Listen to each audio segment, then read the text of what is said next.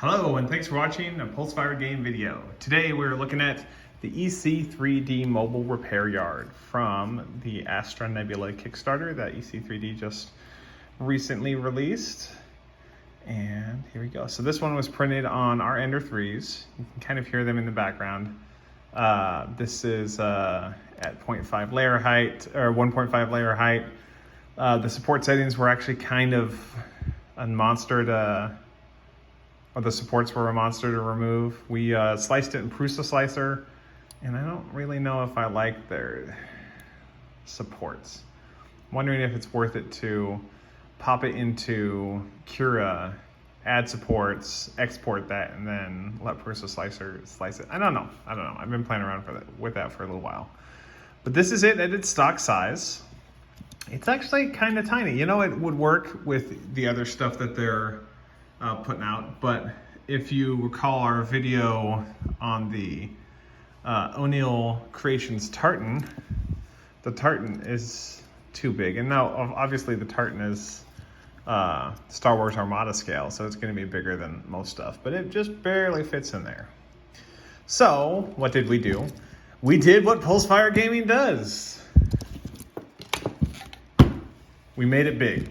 So this is just at 200%, and you'll notice that the details look a little better on here. That's because we took the supported file that they released for the resin printing and printed it at double size. So there are some contact areas where the contacts were kind of rough, but it's actually really minimal. It's really good. Well, really well supported file from EC3D, and I thank them for that.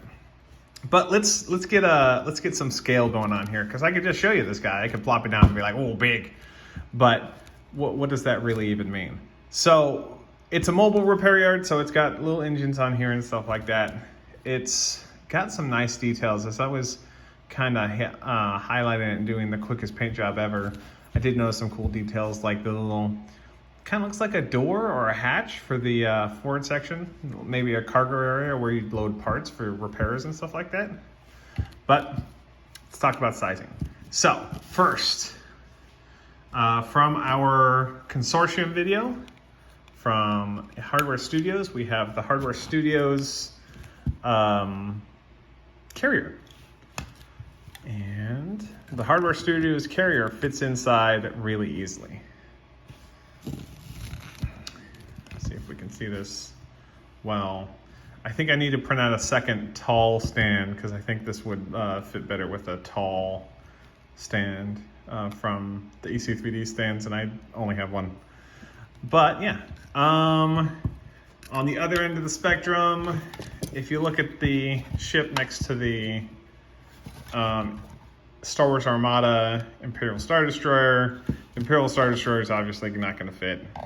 At 207 millimeters or 208 millimeters, the Imperial Star Destroyer is kind of big. However, if you look at the Rebel capital ship, put our little thing in here, the MC-80, obviously, because it's a flying pickle, is going to fit right in there with the station.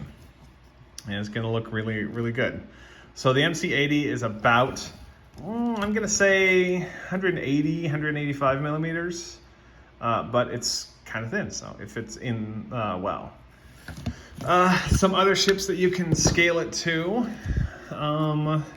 This is the BW Reynolds RFX Design United Texas Republic frigate.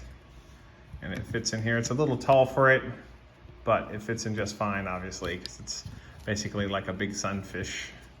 From our consortium video, we have the Battleship, which out of the stock ships is the biggest ship, and it also fits just fine in there.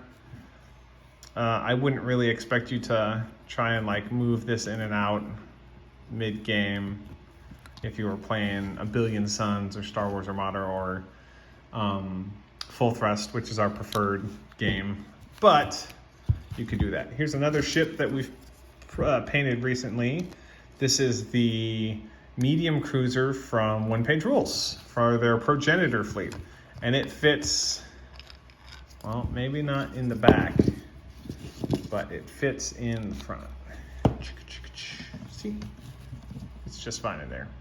Also, the Progenitor Heavy cruiser is the same width, so it would also fit in there. What else can we show? Here is the O'Neill Creations Interdictor 418 ship, which was part of his Patreon first, but you can get it on his Etsy page. We can print it for you because we're a 3D printing service for both O'Neill Creations and the EC3D. And yeah, it fits right in there. So it'll fit some Star Trek or some Star Wars ships, but not others. But I kind of gave it away because I was anticipating it. Let's look at some Star Trek ships. So this is a 1 in 4,000 scale Reliant class, or Miranda class rather, not Reliant class. Reliant is the name of a ship, not the name of the class. And it fits in pretty darn good.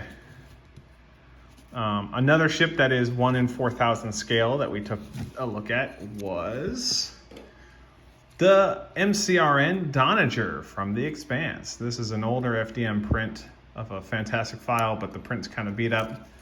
But it barely doesn't fit. These fins don't really let you move around too well. You could say it's in there. It kind of fits. See, it's not resting on there and it kind of fits, but it's not great.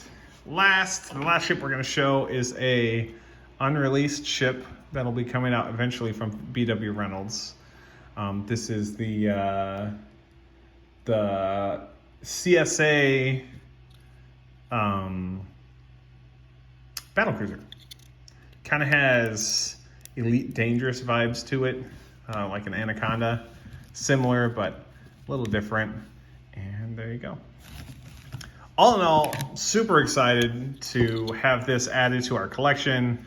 This was a fantastic and very easy print to set up, to print, to remove the supports on, to with our regular, what do we have? We have the Mercury Plus wash and cure station. It was easy to wash and cure.